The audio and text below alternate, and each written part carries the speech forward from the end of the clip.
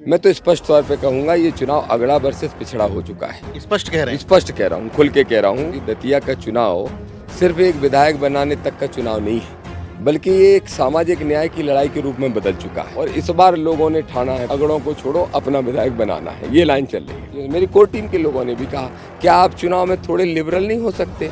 मैंने कहा I am sorry, मैं फार्म वापस ले लेता हूँ। झंडा बैनर काऊ के, वोट दामोदर दाऊ के, पग्गा पैसा काऊ को और वोट दामोदर भाऊ को, साड़ी तोड़ियां काऊ के और वोट दामोदर भाई को। चंदा यहाँ से आगा, को 10,000 दे रहा, को 2,000 दे रहा, को 5,000 दे रहा, को 200 दे रहा, को 100 दे रहा, सारी व्यवस्थाएं हो गई। साथियों नमस्कार, मैं हूं नीरज पटेल और आप देख रहे हैं नेशनल जनमत।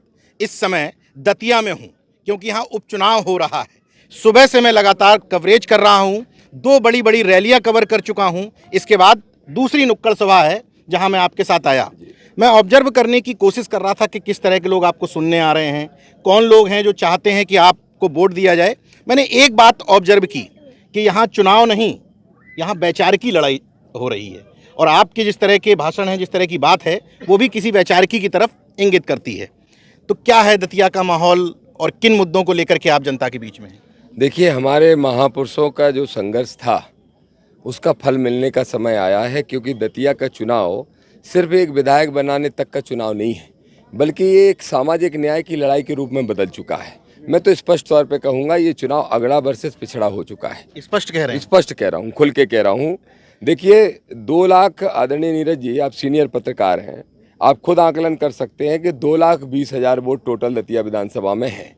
उन 2,20,000 में से बीजेपी और कांग्रेस ने जो कैंडिडेट दिए उन दोनों के मिला के 20,000 भी नहीं है। तो 2 लाख वोट जिनके हैं उनको नज़रअंदाज करते हुए जो मानवर कांसीराम साहब कहते थे, आदरणीय चंद्रशेखर आज़ाद जी कहते हैं, जो मैं कहता रहता हूँ, जो बहुत बुद्धिजीवी पत्रकार साथी भी कहते हैं, वही सामने आ गया है कि दोनों ही दल बड़ी जाति तथा कथित बड़ी जातियों के दल हैं। और इस बार लोगों ने ठाना है, पिछड़ों में एससी भी आएगा, एसटी भी आएगा, ओबीसी भी आएगा, माइनॉरिटी भी आएगा। तो इन सब ने ठाना है कि इस बार अगड़ों को छोड़ो, अपना विधायक बनाना है। ये लाइन चल रही है। मैं भी सुन रहा था, आप स्पष्ट आरोप लगा रहे थे कि कांग्रेस और बीजेपी के प्रत्याशी अंदर से एक हो चुके हैं कि दामोदर यादव को किसी तरीके से रोकना है। तो आपसे इतनी तकलीफ क्यों? देखिए, ये तो पहले भी एक हुई है जब मानवर कांसीराम साहब का मिशन बहुत चरम पे था, और उस समय भी बहुजन मूवमेंट को तोड़ने का काम बीजेपी कांग्रेस ने मिलकर किया था। और आज भी या कभी भी जब भी कोई बहुजन मूवमेंट के लोग, और ख़ासतौर पे उसमें पिछड़ा वर्ग का आदमी जब ताकत के साथ जुड़ता दिखाई देता है तो ये घबराना शुरू हो जाते हैं। एससी के भाई अकेले लड़ते रहे, अलग लड़ते रहे, पिछड़े भाई अलग लड़ते रहे तो इनको ज़्यादा पीड़ा नहीं होती। लेकिन जैसे ही दोनों का गठजोड़ बढ़ता है और इनको पीड़ा शुरू हो जाती है, क्योंकि इन्हें मालूम है कि जो धर्म को धंधा बनाकर हमारे लोगों को मूर्ख बनाने का प्रयास जो कर रहे हैं, दामोदर यादव अभी तो मीडिया के माध्यम से, अभी सभाओं के माध्यम से लोगों को जगाता है, सोशल मीडिया के माध्यम से जगाता है। अगर एमएलए बन गया और इन मुद्दों पे अगर विधानसभा में सवाल उठाने लगा तो सबकी पोलें खुल जाएंगी, और जो हमारे लोगों को धर्म और राष्ट्र के नाम पे मूर्ख बना के वोट लेने का काम कर रहे हैं उनकी सत्ता हट जाएगी और बहुजनों का शासन आ जाएगा। इसलिए डर रहे हैं। जब कोई प्रत्याशी चुनाव में जाता है तो वो सोचता है यार सीधे सीधे पाला खींच के ना लड़ा जाए, शायद थोड़ा बहुत इधर से मिल जाए, शायद थोड़ा बहुत उधर से मिल जाए, माथा टेक लिया जाए, कुछ लाभ ही हो जाएगा। लेकिन आप एकदम अभी भी स्पष्ट और क्लियर कट लड़ाई लड़ रहे हैं। बिल्कुल नीरज जी, मैं विधायक बनना भर मेरे जीवन का लक्ष्य नहीं है। अगर दामोदर यादव को आप बोलोगे कि तुम क्या भूमिका पसंद करोगे, तुम्हें क्या कहा जाए, तो मैं आपसे कहूँगा कि मुझे सोच परिवर्तक कह दो, मेरे लिए सबसे बड़ा सम्मान है। जी हाँ, विधायक बनना, देखिए विधायक तो कई बन जाते हैं, कई बहुजन मूवमेंट से बने हुए लोग भी विधायक बन गए, लेकिन उन्हीं दलों में बैठे हैं। तो जो मान्यवर साहब कांसीराम जी कहते थे कि एक सांपनाथ एक नागनाथ, तो कोई सांपनाथ के साथ बैठा है, कोई नागनाथ के साथ बैठा है, और कह रहे हैं हम कांसीराम साहब के चेले हैं। अब वो कैसे कांसीराम साहब के चेले ऐसे लोग हो सकते हैं? तो मैं इसलिए क्लियर लाइन पे लड़ रहा हूँ। मैंने तो भाई से भी कहा, राष्ट्रीय अध्यक्ष जी से भी, अपने साथियों से, मेरी कोर टीम के लोगों ने भी कहा क्या आप चुनाव में थोड़े लिबरल नहीं हो सकते। मैंने कहा आई एम सॉरी, मैं फार्म वापस ले लेता हूँ। मैं नहीं हो पाऊँगा, क्योंकि विधायक बनना भर मेरा मकसद नहीं है। मेरा मकसद है कि हमारे बहुजनों को जगाएं और उनको शासक बनाएं। सुबह से ये चौथा प्रोग्राम है जो मैं कवर कर रहा हूँ। 2 बड़ी रैलियाँ आपने की, रैलियों के बाद अब नुक्कड़ सभाएं कर रहे हैं, घर पे भी आपने तमाम अलग अलग समाज के लोगों से मीटिंग की। तो सबसे महत्वपूर्ण बात यह है कि इन तमाम रैलियों में जो लोग आ रहे हैं क्या विचारधारा के आधार पर आ रहे हैं, पार्टी के आधार पर आ रहे हैं, कैसे वो सब इतनी भीड़ कैसे जुट रही है? देखिए, सबसे बड़ी चीज़ तो है विचारधारा। जो लोग संविधानवादी विचारधारा के लोग हैं और जो जानते हैं कि संविधान को जो खतरा है, उस खतरे को सिर्फ हम और हम लोग टाल सकते हैं। इस ताकत को मजबूत करोगे तो ये संविधान की भी रक्षा करेंगे और गरीब, मजदूर, किसान, इन सब के हक हुकूक की रक्षा करेंगे, युवाओं के लिए भी संघर्ष करेंगे। और वो संघर्ष राष्ट्रीय अध्यक्ष चंद्रशेखर आज़ाद जी ने करके दिखाया है। लेकिन इसके साथ साथ जो न्यूट्रल लोग हैं, जिनको आइडियोलॉजी से बहुत ज़्यादा सरोकार नहीं है, वो भी इसलिए जुड़ रहे हैं। आप देखिएगा, भारतीय जनता पार्टी से लोग नाराज हैं और मुख्य विपक्षी दल से निराश हैं। इस नाराजगी और निराशा के बीच में एक उम्मीद की किरण बन के आज़ाद समाज पार्टी आई है, इसलिए बहुत ज़बरदस्त समर्थन मिल रहा है। पहले तो गांव से मिल रहा था। यहाँ के 2,20,000 वोट में से लगभग 1.5 लाख के आसपास वोट गाँव के। बीजेपी कांग्रेस कह रही थी दामोदर यादव तो गांव से जीत के आएगा, मैं शहर में हम देखते हैं। हमने कहा शहर तो किसी की बाप होती है क्या? शहर में भी 80% बहुजन समाज के लोग निवासरत हैं और वो जब क्रांति लाना चाहते हैं तो फिर ना शहर ना गांव, सब इकट्ठे होंगे और सब लाएंगे। आपको एक तस्वीर आपने देखी होगी, बीजेपी और कांग्रेस के प्रदेश अध्यक्ष शताब्दी ट्रेन में 6 घंटे 4 घंटे साथ बैठ के आए। अच्छा, 4 अगर कोई अपोजिशन वाले मिलते हैं तो 2, 5, 10 मिनट बात करके अलग हो जाते हैं कटसी में, औपचारिकता कटसी में। लेकिन 4 घंटे एक कुर्सी से दोनों नहीं हटे और जो उनके साथ था उसने मुझे बताया कि दोनों कह रहे हैं कि तुम मेरे लिए सिरदर्द नहीं हो, दामोदर यादव है, आज़ाद समाज पार्टी है। वो कह रहे हैं नहीं तुम नहीं हो, आज़ाद समाज पार्टी की हमारी टक्कर हो रही है। मतलब दोनों मान रहे हैं कि आज़ाद समाज पार्टी से टक्कर है। फिर अंत में जाके उस निष्कर्ष पे पहुंचे, अगर ऐसा है यार वो जीत जाए, इससे अच्छा तो अपन दोनों मिलकर जीत लें। तो इसलिए ये मिले हुए, ये सिद्ध हो रहा है। आपको क्या लगता है किससे टक्कर है? सच बताऊं नीरज जी, तो यहाँ टक्कर ही नहीं है। यहाँ टक्कर है दूसरे नंबर के लिए और वो दोनों ही दलों में है। एक सत्ता, हाँ, वो आपस में लड़ते रहे। क्या नाम है, वो नाम ही भूल जाता हूँ, बीजेपी के प्रत्याशी का नाम याद नहीं आ रहा है। हाँ, कोई असंतोष कहता है, कोई आशीष कहता है, कोई संतोष कहता है, कोई आशुतोष कहता है, एक आरतोष कह रहा था। तो एक तो भी उनको, वो तो पहचान के भी मोहताज हैं, उनको भी परिचय करना पड़ रहा है। और कांग्रेस के प्रत्याशी 2008 में लड़े, वो तीसरे पोजीशन पर रहे थे इसी कांग्रेस के टिकट पे।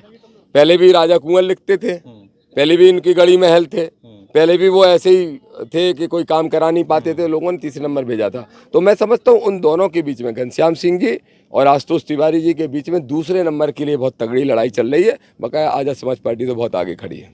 मैं देख रहा था रैली में, लोकल भाषा में आप बड़ी अच्छी कुछ बात कह रहे थे, सुनने में बड़ी अच्छी लग रही थी। तो क्या समझा रहे थे लोगों को कि पैसा ले लो, ये ले लो, बिछिया ले लो, क्या कह रहे थे? हम ये कह रहे थे कि अभी बसई क्षेत्र में हम गए थे तो एक गांव में बहुत झंडे दूसरे दलों की लग रहे थे। तो हमारे लोगों ने कहा भाई साहब क्या होगा? तो एक भैया हमारे बगल में खड़े थे, तो वे बोले कि भैया चिंता नहीं करने, कल वे आए थे तो उनके लिए 25 लोग इकट्ठे हुए, तुम्हारे लिए 400-300 लोग इकट्ठे हो रहे। तो बोले 3 नारे उन्होंने दिए, बोले झंडा बैनर काऊ के, वोट दामोदर दाऊ के। हमने दाऊ नहीं कहा यार भैया कह दो। तो बोले ठीक है, झंडा बैनर काई के, वोट दामोदर भाई के। फिर उसके बाद बोले पग्गा पैसा काऊ को और वोट दामोदर भाऊ को। हमने कही ठीक है। उसके बाद तो बोले तो साड़ी तोड़ियाँ काऊ की और वोट दामोदर भाई को। तो ऐसे नारे, तो हम लोग क्या बुंदेलखंडी लोग हैं, तो आपस में बात कर रहा था बुंदेलखंड में, बिना भी अच्छा लगा, हमें भी अच्छा लगा, बोलवे में और सुनवे में दोनों में अच्छा लगा। मंच पर कुछ लोगों ने सहयोग भी किया, पैसे भी दिए। यहाँ तक ये अभी तक ये देखा था मैंने अमूमन कि इलेक्शन के टाइम में पैसे खींचे जाते हैं। हाँ। लेकिन मंच पर आपको लोग सहयोग कर रहे हैं, पैसे दे रहे हैं। हाँ। ये क्या? यही तो विचारधारा का खेल है, यही विचारधारा का खेल है नीरज जी। और दूसरी बात, हमने तो कई भैया से अपनी देसी भाषा में कि देखो भैया जब नरोत्तम हते तब, अब तो वे भग गए। तो हमने कही थी देखो नरोत्तम से हम अकल में अच्छे, शकल में अच्छे, बोलवे में अच्छे, दिखवे में अच्छे, चलवे में अच्छे, लड़वे में अच्छे, हम सब में ज़्यादा मजबूत हैं इनसे, अगर हम पैसा में कमज़ोर हैं। सो सब अन्य बहुजन ने हाथ उठा के कहीं चिंता नहीं करना है, हम सब चंदा इकट्ठा देते तो चुनाव लड़ मोड़ा 100 में कूद गए मैदान में। तो एक को कुछ कसर नहीं पड़ रही। कौन उतना हम कहता है कितनी गाड़ी चलनी, बोले इतने हमने डीजल की व्यवस्था, बोले इतना चंदा यहाँ से यहाँ का, कोई 10,000 दे रहा, कोई 2,000 दे रहा, कोई 5,000 दे रहा, कोई 200 दे रहा, कोई 100 दे रहा, सारी व्यवस्थाएं हो गई। देखो मानवर कांसीराम साहब कहते थे कि अगर किसी का सहारा लोगे तो फिर उसका इशारा भी लेना पड़ेगा।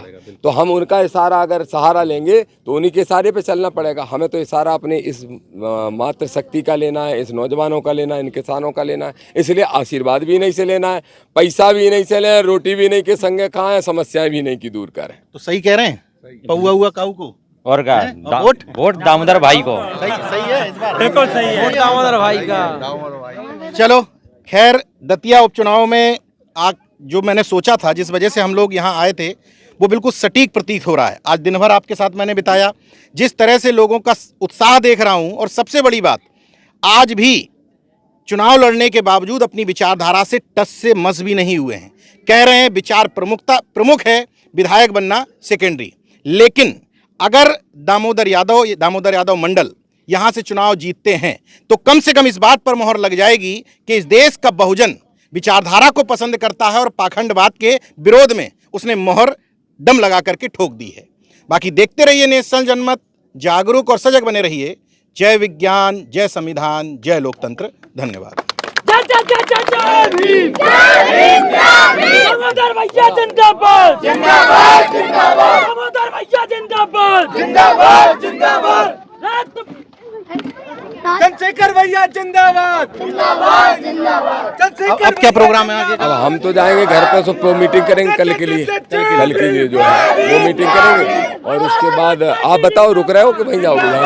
अभी देखते हैं। तो कल क्या है? कल आपका वो बड़ा वो है, कल जनसंपर्क, हाँ, रोड शो है। कल रोड शो होगा, अध्यक्ष जी रहेंगे। सुबह 9 बजे सबको बुलाया है कार्यालय पे, और मैं समझता हूँ बहुत बड़ी संख्या में होगा। बाकी बात बीजेपी को है, तो बीजेपी हमसे आधी भी कर ले तो हम मान जाएंगे बीजेपी में दम है। मिलते हैं। ठीक है, थैंक यू वेरी मच।